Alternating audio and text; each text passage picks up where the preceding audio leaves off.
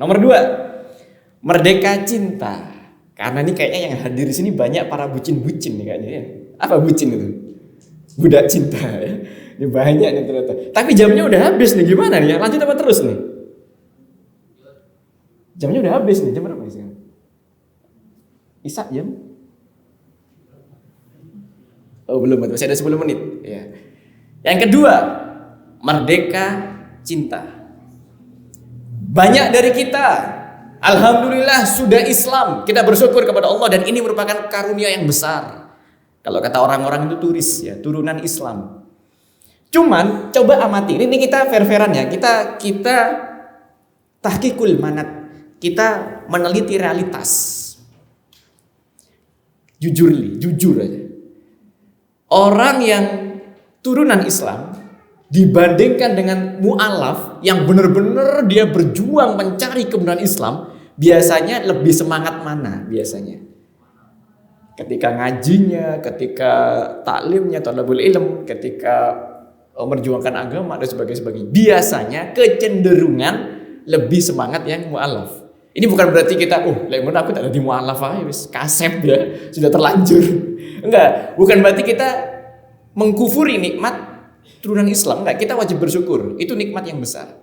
Tapi titik poinnya di sini adalah kenapa para mu'alaf itu bisa semangat?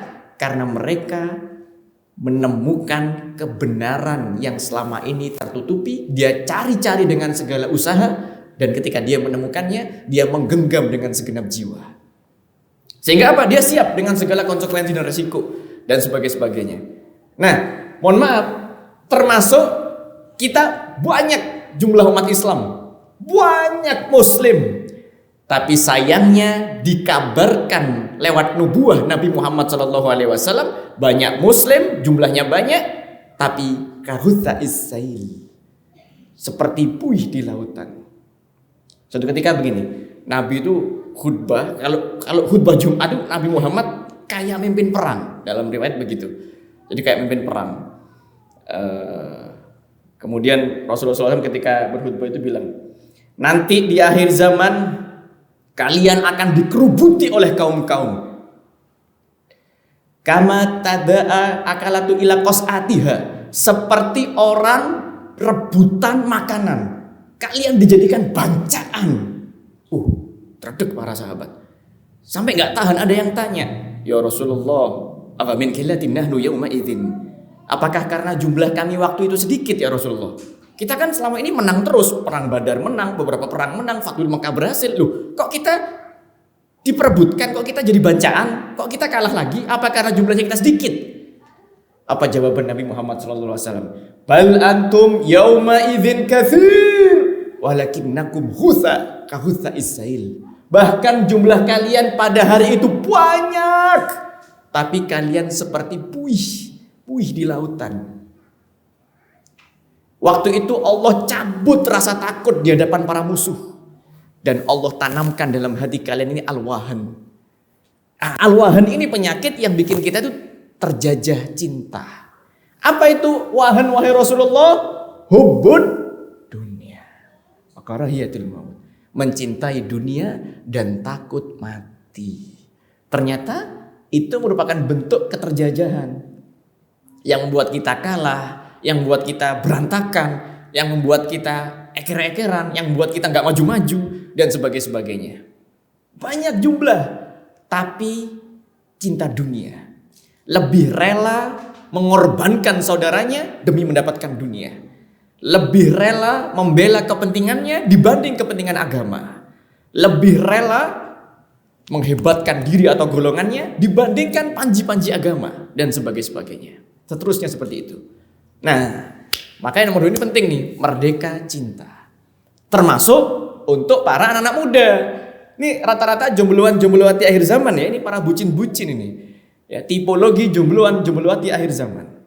Di sepertiga malam terakhir ya, menghamparkan sajadah, menghadap kiblat, menengadahkan tangan, dia berdoa, ya Allah, jadikanlah dia jadi jodohku ya Allah. Kalau memang kau takdirkan dia jadi jodohku ya Allah, segera dekatkan dia di sisiku ya Allah. Tapi kalau memang kau takdirkan dia bukan jodohku, segera ambillah dia di sisimu ya Allah. Akhirnya apa? Ya disuruh mati gitu ya. Baper, udah sakit hati dan sebagainya.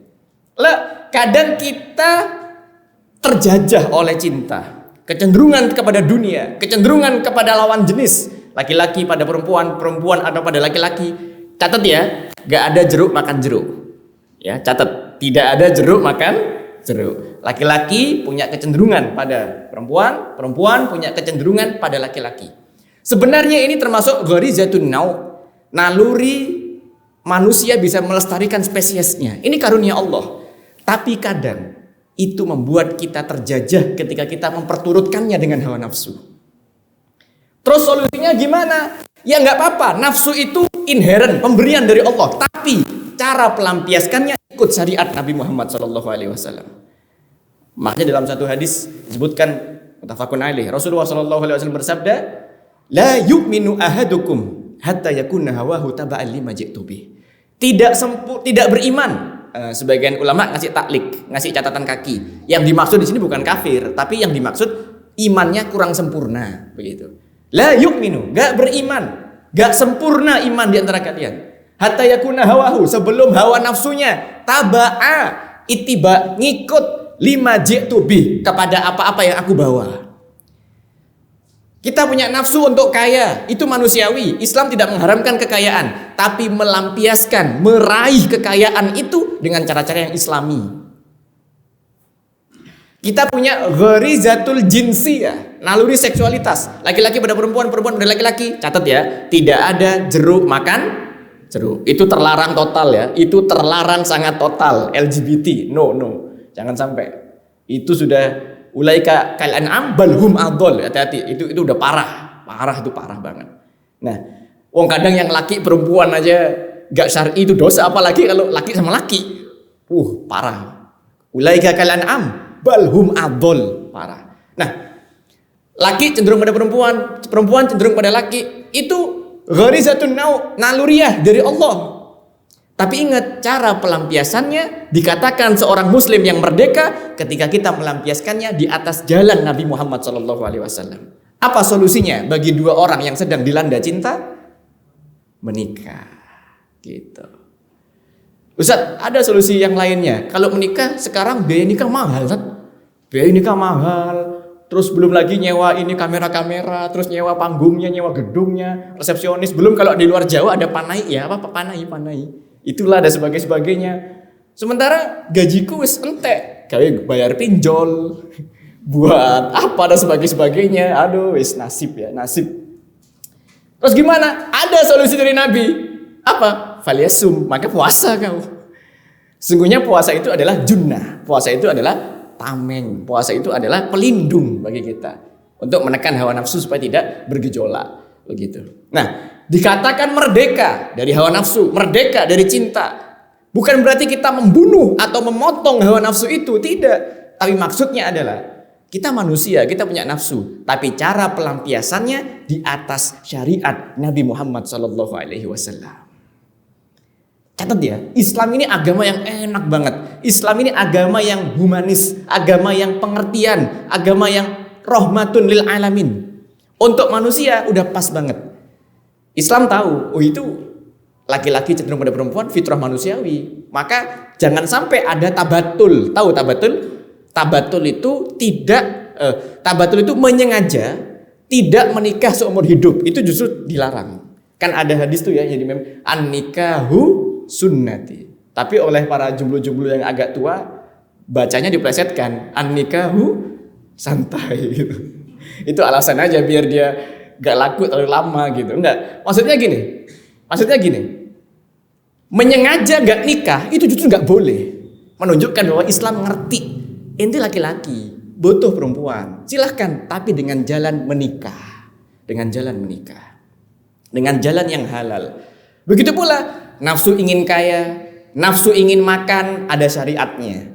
Nafsu ingin punya anak, ada syariatnya. Nafsu ingin apa, ingin itu, semuanya ada syariatnya. Itulah diantara indahnya agama dalam Islam. Indahnya aturan-aturan dalam Islam. Semuanya humanis banget. Ya, itu poin nomor 2, merdeka cinta.